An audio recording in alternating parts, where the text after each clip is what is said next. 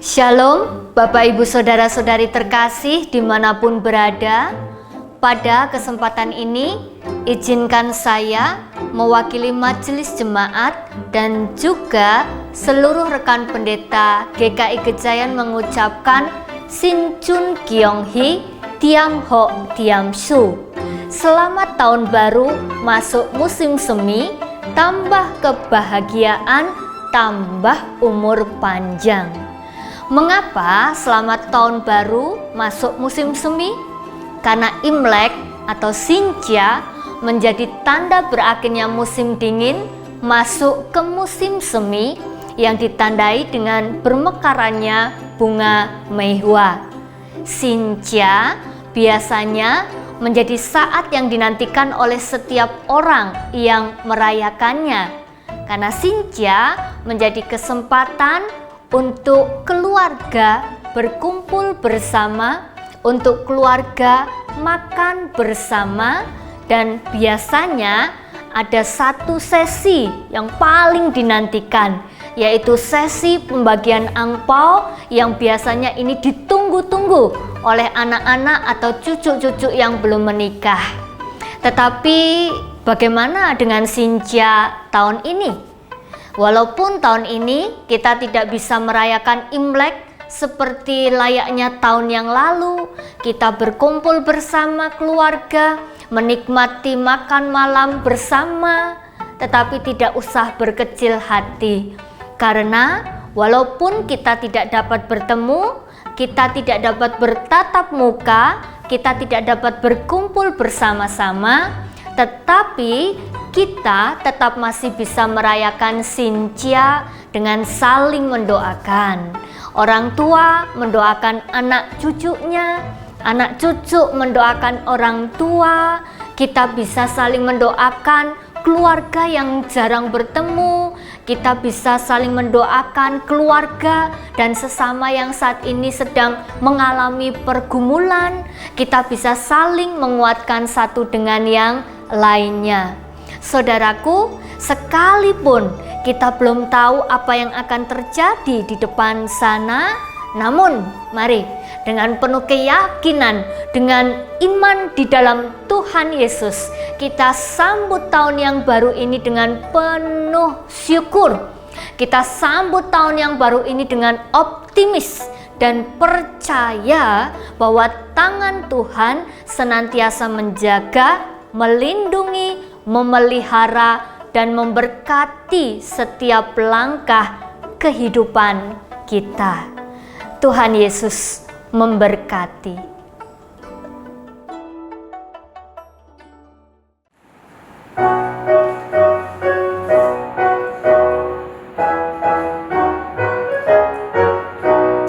Yesus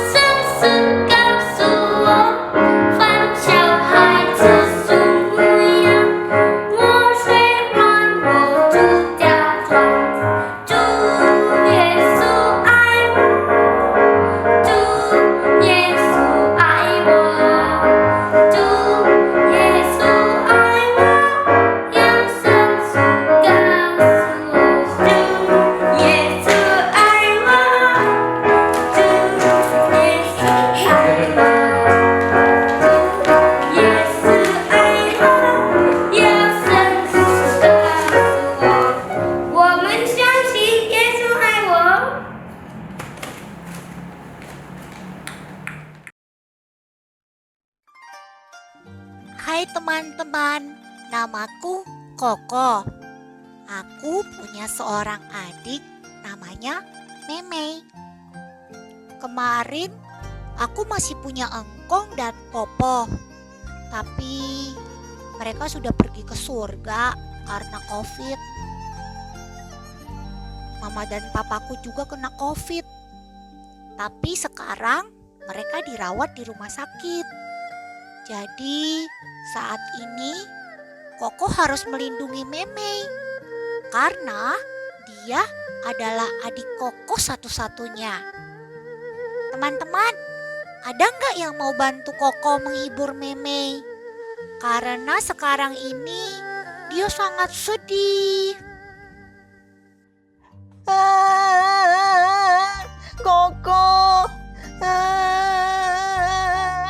Koko, Koko, biasanya Imlek seperti ini kita semua kumpul. Ada mama, papa, engkong, juga Popo. Tapi sekarang Koko.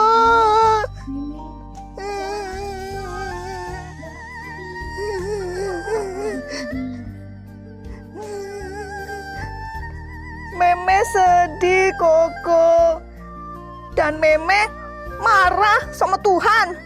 Kenapa orang yang Meme sayang harus meninggal? Mama papa juga masih dirawat di rumah sakit. Semua karena COVID. Ini tidak adil, Koko. Pokoknya mulai sekarang Meme nggak percaya lagi sama Tuhan. Dan Meme sudah nggak mau berdoa lagi.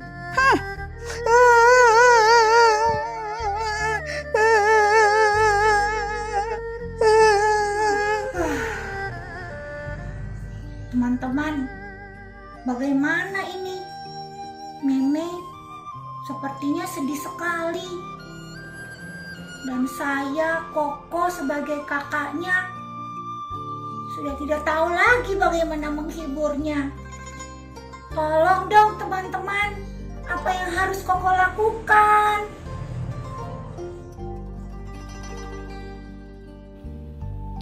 Hari ini kan Imlek, kasih angpau aja, pasti Meme suka. Gak boleh kasih angpau, percuma. Emang gue ada duit kok?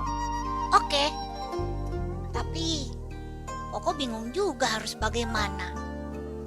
Dikasih ampau, gak boleh. Kalau jalan-jalan, ya pasti gak boleh juga, kan harus di rumah aja. Wah, susah ya menghibur adik sendiri.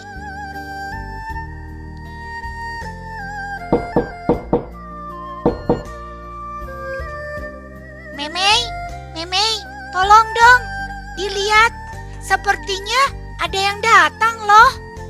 Malas Meme nggak mau ngapa-ngapain. Meme capek. Koko aja yang buka pintu. Masih kesel ini.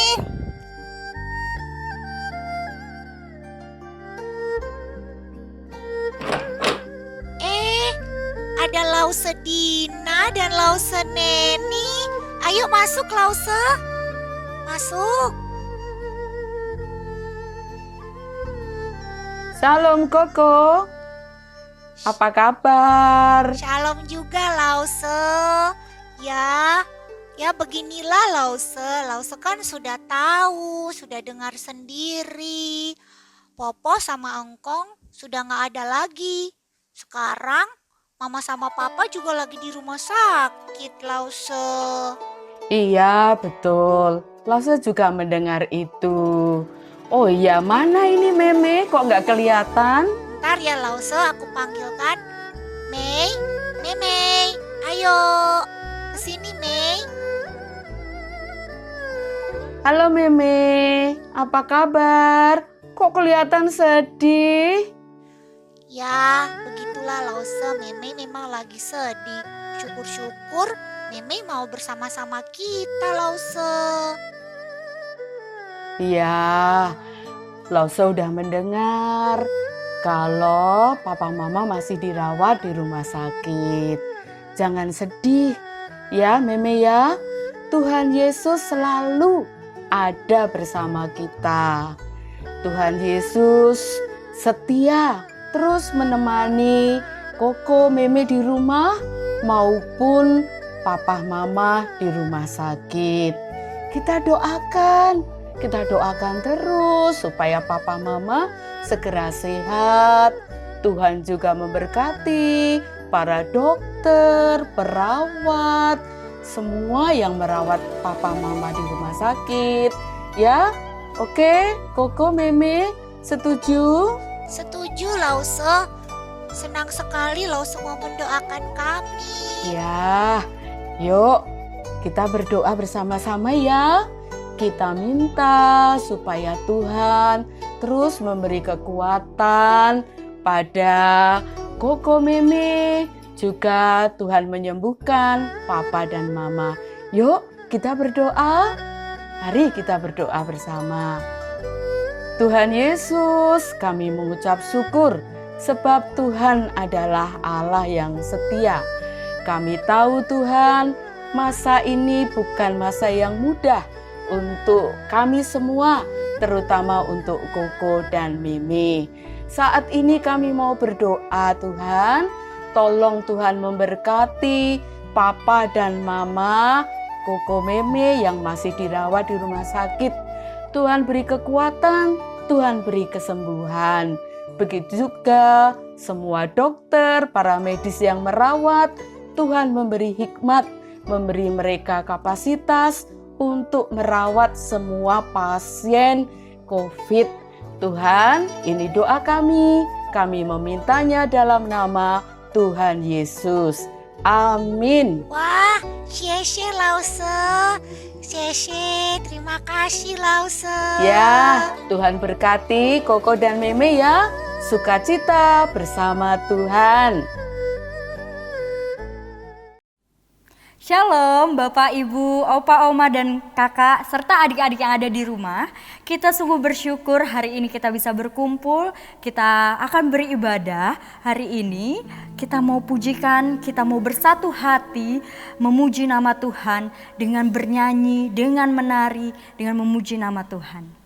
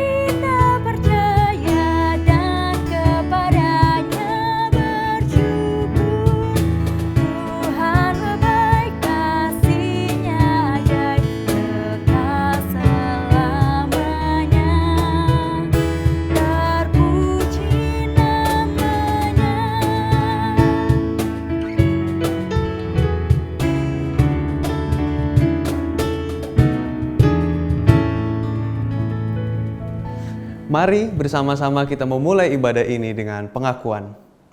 Pertolongan kita adalah di dalam nama Tuhan yang menjadikan langit dan bumi, yang kasih setianya tetap untuk selama-lamanya, yang memelihara umat manusia di tengah pergumulan dan goncangan kehidupan.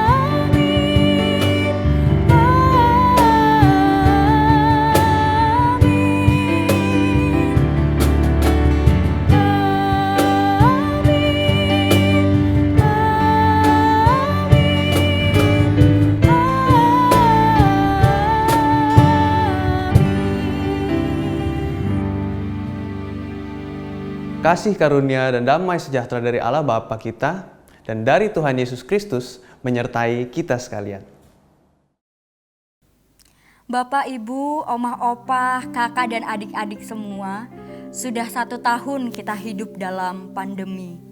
Mungkin kita sudah beribu-ribu kali mempertanyakan Tuhan tentang kapankah pandemi ini akan berakhir, atau apakah harapan hidup ini sebenarnya masih ada.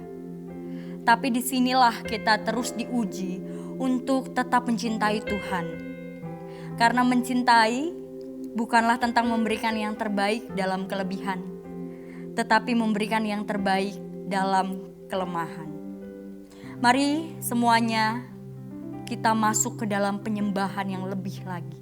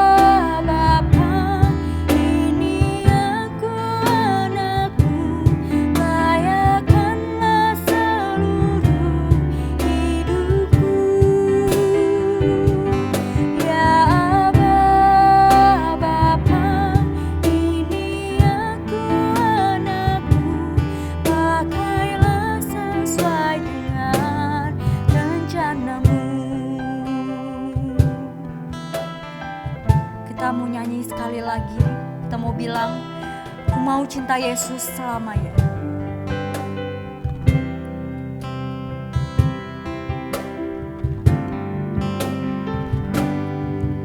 Ku mau cinta Yesus selamanya.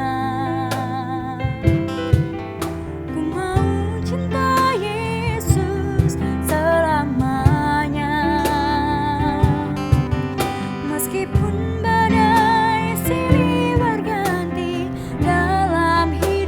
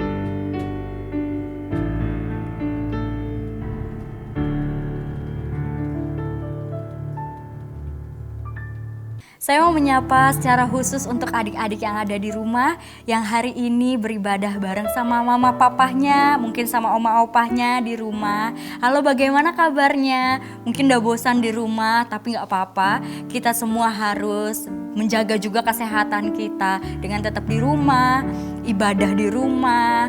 Nah, kalau tadi kita sudah bicara soal bagaimana kita mencintai Yesus, kita juga harus percaya bahwa Yesus juga mencintai kita. Mari kita semua bernyanyi, kali ini dengan lagu anak-anak, kita mau bersatu hati, kita bernyanyi.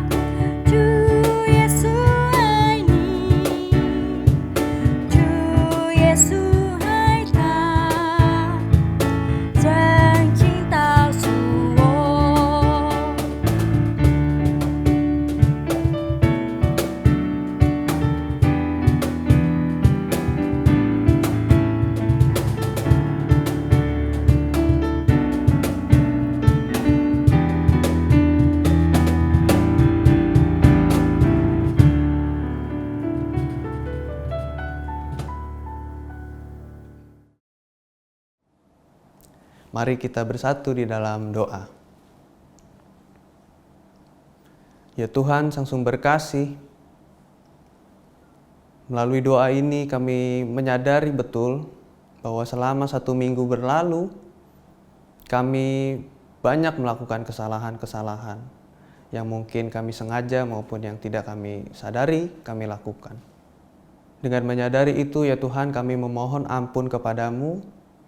Kiranya Engkau dapat menyucikan kami kembali, mengampuni dosa-dosa kami sehingga kami juga mendapat pembaharuan untuk hidup lebih baik di hari-hari yang ke depan.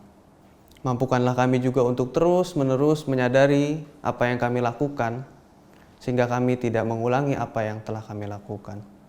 Ya Tuhan, Allah kami juga datang kepadamu untuk menyerahkan diri kami karena sebentar kami akan mendengarkan sebagian dari firman-Mu.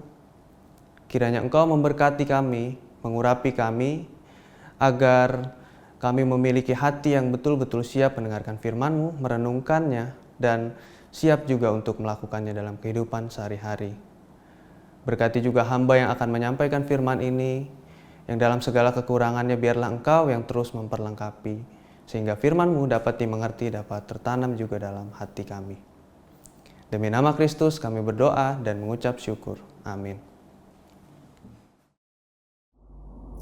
Injil Markus pasal 9 ayat 2 sampai dengan 9. Injil Markus pasal 9 ayat 2 sampai dengan 9. 6 hari kemudian Yesus membawa Petrus, Yakobus dan Yohanes, dan bersama-sama dengan mereka ia naik ke sebuah gunung yang tinggi. Di situ mereka sendirian saja.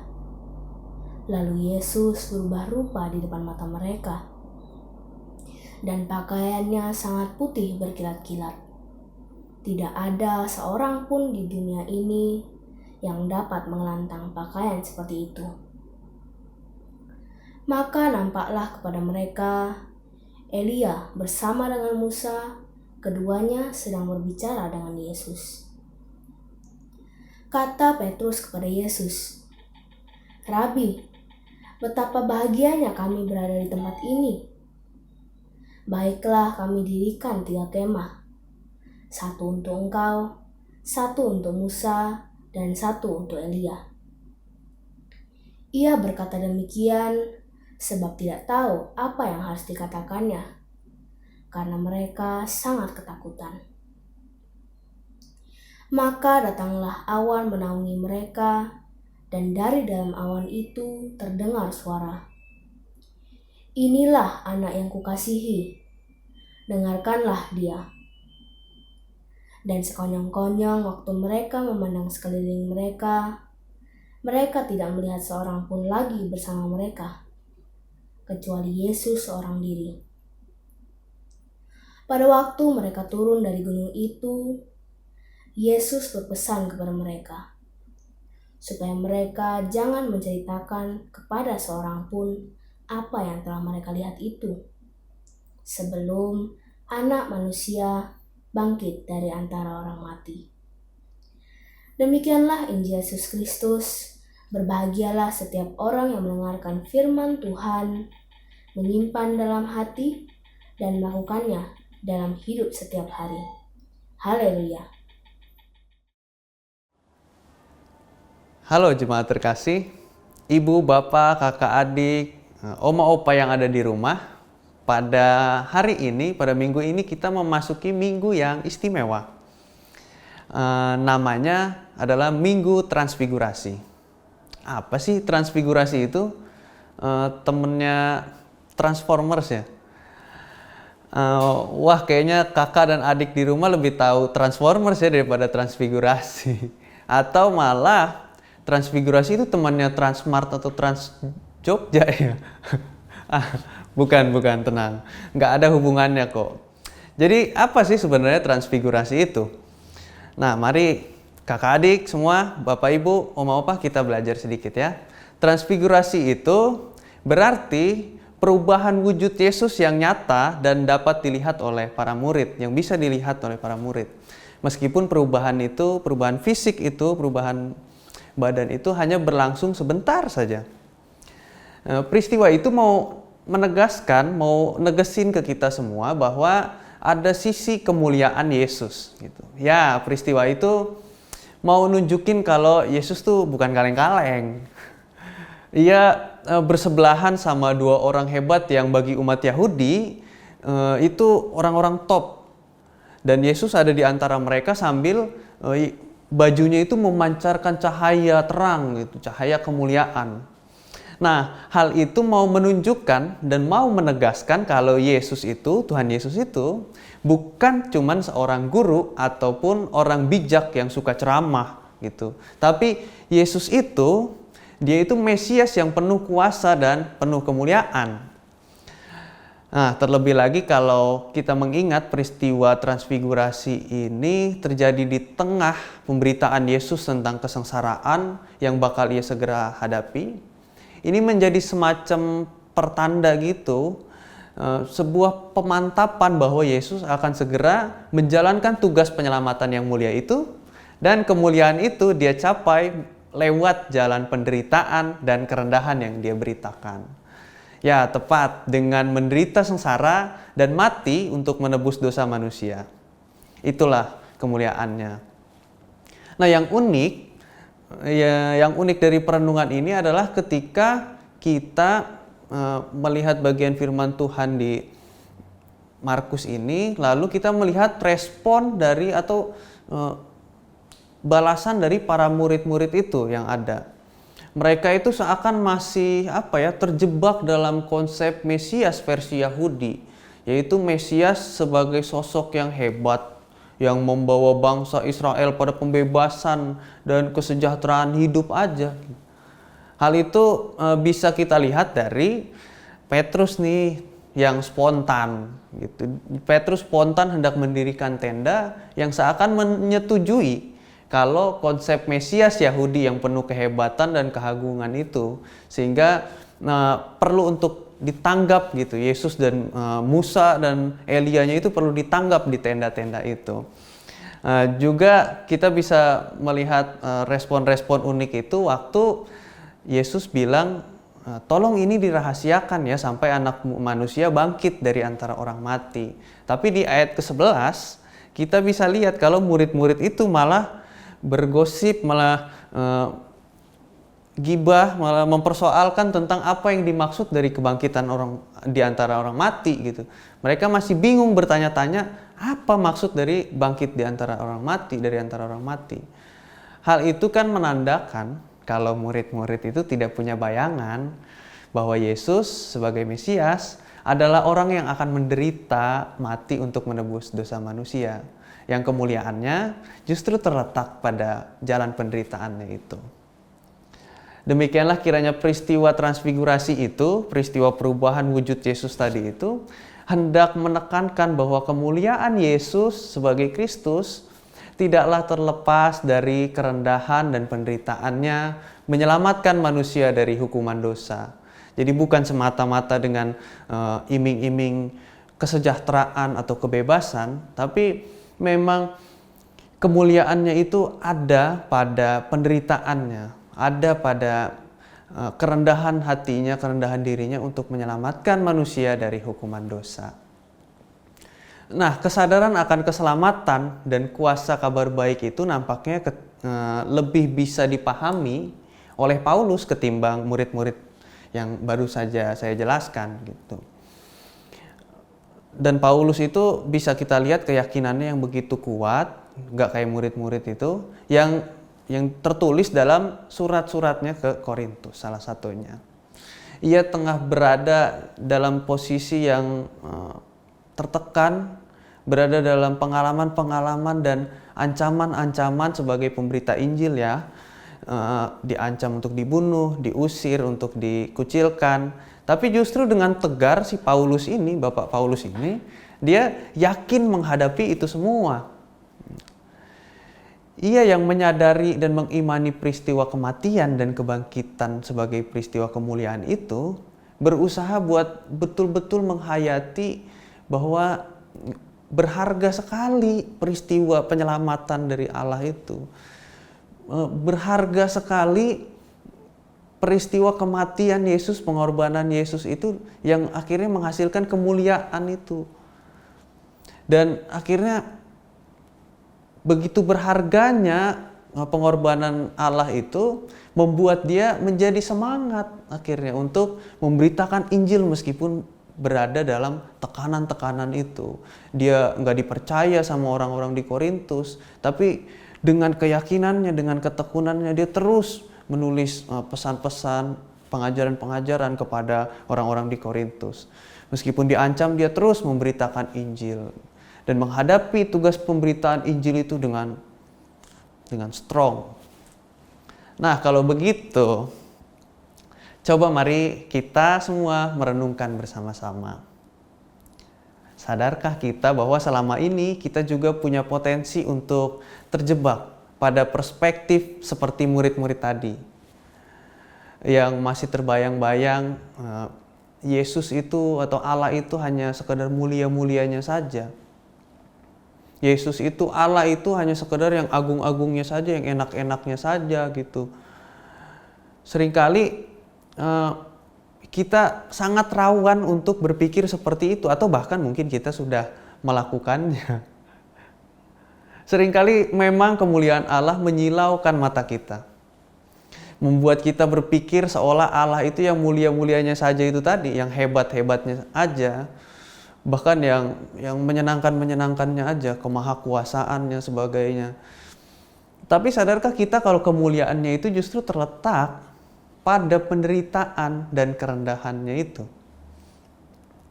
Justru kerendahan hati Yesus untuk menempuh jalan penderitaanlah yang akhirnya membawa kemuliaan itu. Jadi paradoks. Kemuliaan itu justru ada di tengah-tengah penderitaan Yesus, karena dari penderitaan itu kemuliaan itu menjadi nyata. Ia menolak jalan penuh kemewahan. Yesus itu tidak menempuh jalan yang mewah dan menjadi pribadi yang diktator misalnya, atau menjadi pribadi yang bosi, mengatur-atur bangsa Israel supaya terbebas dari penjajahan. Melainkan Yesus menjadi pribadi yang hidup bersahaja serta sederhana, bahkan hingga rela menderita, disiksa, dan mati untuk manusia. Jalan seperti itulah yang Yesus tempuh, yang akhirnya membuat kemuliaannya nyata dan menginspirasi itu tadi Paulus untuk terus hidup dan berjuang memberitakan Injil. Nah, di masa pandemi ini kita mengalami masa-masa yang sulit ya.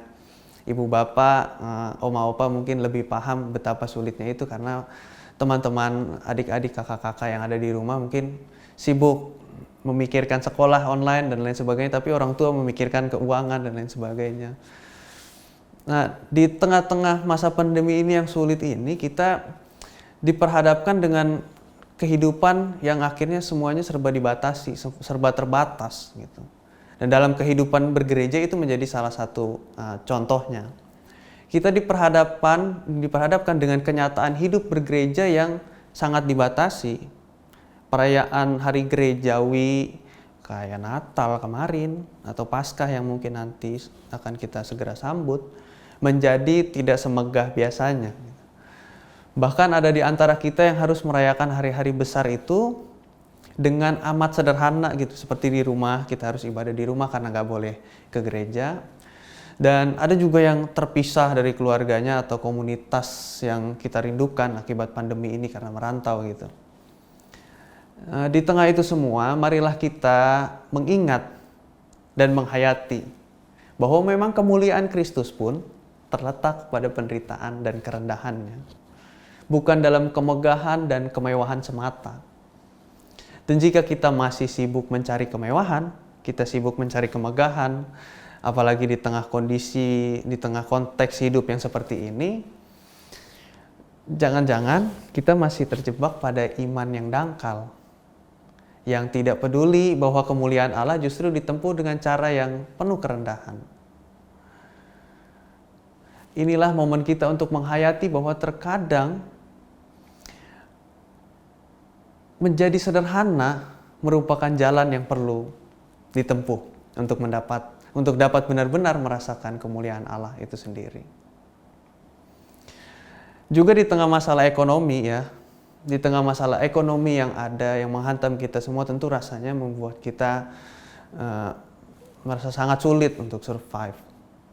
Tidak mudah rasanya ketika mama papa itu harus memikirkan, harus membayar ini itu, sementara keuangannya itu sangat terbatas pemasukannya.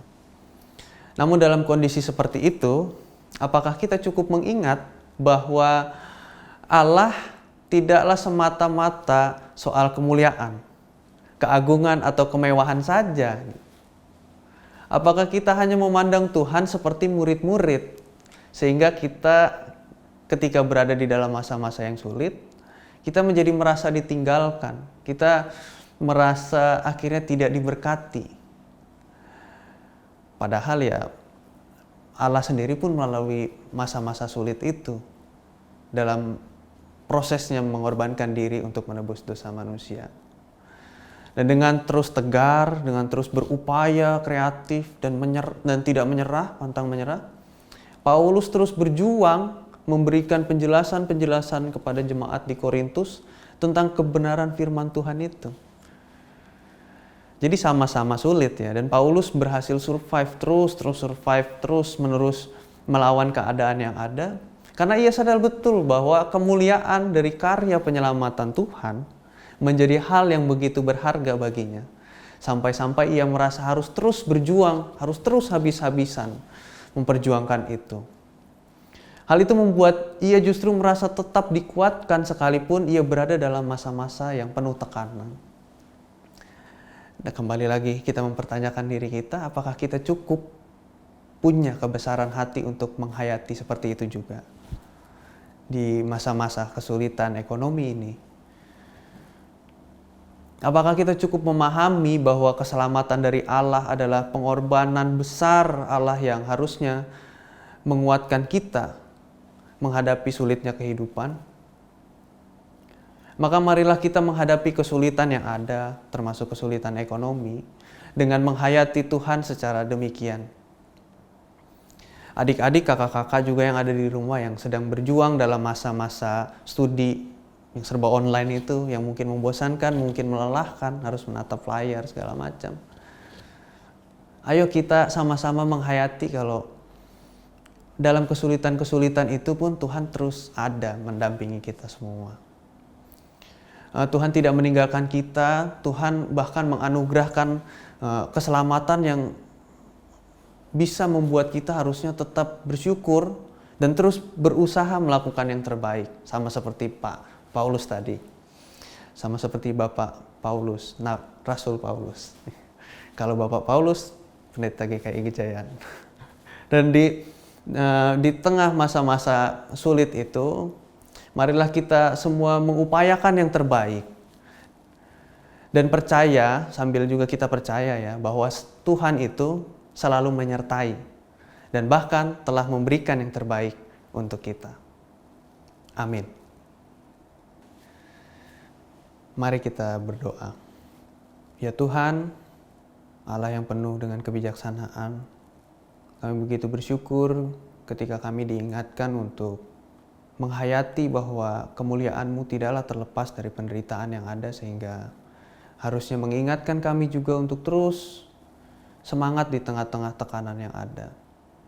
Kami bersyukur ya Tuhan, Engkau mengingatkan hal itu karena memang kesulitan itu mungkin tengah kami hadapi, dan kiranya firman-Mu ini dapat benar-benar menguatkan kami menapaki hari-hari ke depan. Mampukanlah kami juga untuk terus menghayati kehadiran-Mu dalam setiap momen-momen tersulit kami bahkan. Mampukanlah kami untuk terus mampu juga mengandalkan diri kami dan percaya bahwa Engkau tidak pernah meninggalkan kami. Demi nama Kristus kami berdoa dan mengucap syukur kepadamu. Amin. Jemaat yang terkasih, mari kita kembali mengikrarkan pengakuan iman rasuli kita dengan memujikan dari Kidung Jemaat 280, Aku Percaya.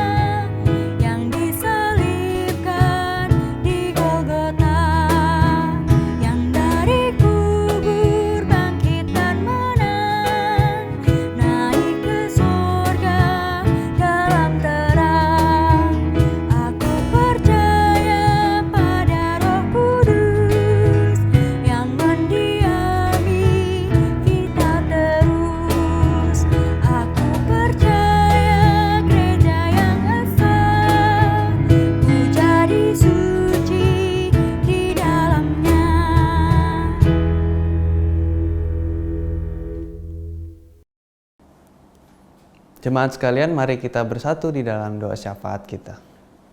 Ya Tuhan, Sang Sumber Kehidupan, pada kesempatan ini kami hendak menyampaikan doa syafaat kami, karena kami mengingat ada banyak saudara-saudara kami, orang-orang terkasih kami yang sedang mengalami bencana. Ya Tuhan, begitu pedih hati kami menghadapi kenyataan seperti itu, namun kiranya ya Tuhan, Engkau dapat memberikan penghiburan, Engkau dapat memberikan penguatan bagi saudara-saudara kami yang tengah berada dalam bencana.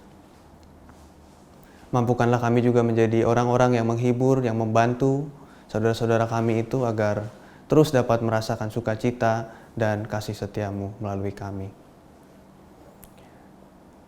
Kami juga teringat ya Tuhan untuk adik-adik, untuk kakak-kakak, untuk teman-teman, rekan-rekan keluarga yang sedang berada dalam masa pendidikan yang harus ditempuh dengan pendidikan online.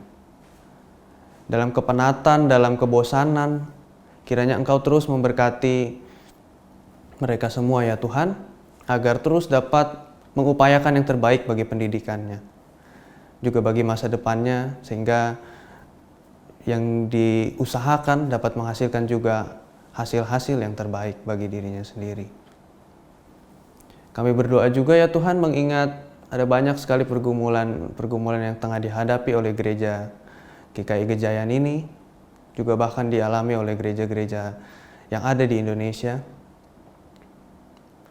Dalam masa pandemi ini ya Tuhan, kiranya Engkau terus memberkati gereja-gereja agar terus dapat bertahan, agar terus dapat mengupayakan dan memberikan yang terbaik, terus dapat mengambil keputusan-keputusan yang bijaksana dan memperhatikan banyak-banyak aspek dalam kehidupan, khususnya dalam kesehatan di masa pandemi ini.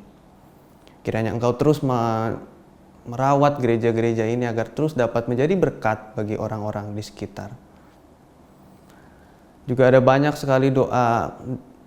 sekali pergumulan mungkin dalam pekerjaan, dalam jodoh, dalam urusan-urusan yang mungkin tidak bisa disebutkan satu persatu.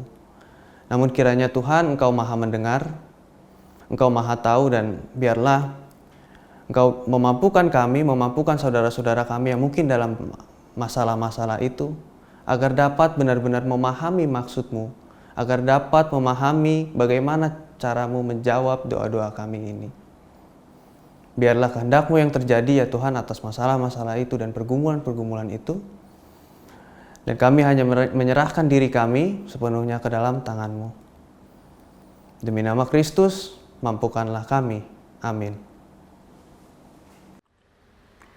Jemaat yang dikasihi Tuhan, mari kita memberikan ungkapan syukur kita melalui persembahan yang akan kita kumpulkan bersama. Sambil mengingat nats persembahan kita dari 1 Tawarikh 16 ayat 29 yang demikian bunyinya. Berilah kepada Tuhan kemuliaan namanya. Bawalah persembahan dan masuklah menghadap Dia. Sujudlah menyembah kepada Tuhan dengan berhiaskan kekudusan. Kita memberikan persembahan yang terbaik untuk Tuhan.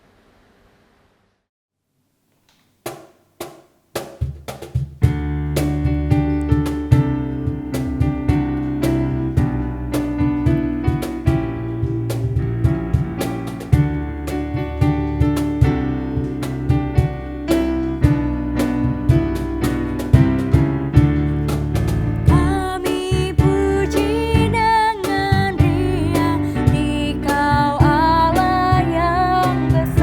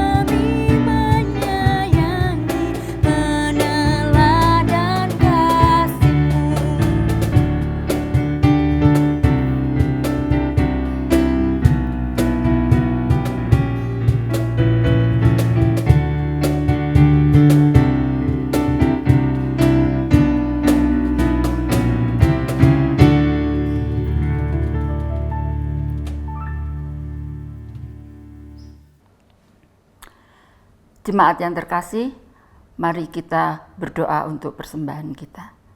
Mari kita berdoa.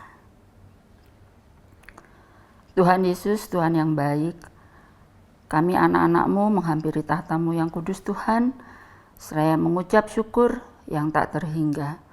Kasih dan penyertaan Tuhan tidak pernah berkesudahan di dalam hidup dan kehidupan kami. Tuhan, ketika kami masih dalam suasana pandemi COVID-19 ini Tuhan, begitu banyak kesulitan, kekhawatiran yang kami rasakan.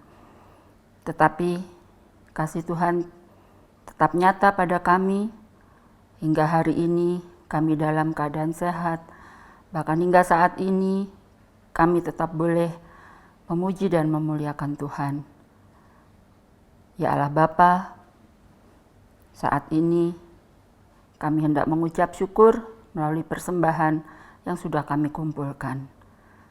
Tuhan, berkati persembahan kami, kuduskan persembahan kami, sehingga layak di hadapan-Mu, dan berkenan untuk menjadi pekerjaan pelayanan di gereja kami di sini. Tuhan, berkati kami yang mengelola persembahan ini, beri kami rasa takut dan tanggung jawab, untuk kami boleh mengelola dengan baik seturut kehendak-Mu. Dan Tuhan, terlebih dari semuanya, pakailah hidup dan kehidupan kami sebagai persembahan yang harum dan benar di hadapan Tuhan. Kasih Tuhan yang senantiasa nyata, memberkati kami untuk kami boleh menjadi berkat bagi banyak orang. Di dalam nama Tuhan kami Yesus Kristus, kami berdoa dan mengucap syukur. Amin. Mari Bapak Ibu dan semuanya kita kembali kepada kehidupan kita masing-masing. Apa yang sudah kita dengar hari ini, mari kita melakukannya, bukan hanya mendengar. Salah satu kutipan yang mungkin bisa saya bagikan adalah seorang Kristen sebenarnya tidak benar-benar percaya pada kekuatan doa, tetapi percaya pada kekuatan Tuhan itu sendiri, dan oleh karena itu kita berdoa. Mari kita terus mengingat nama Yesus dalam kehidupan kita.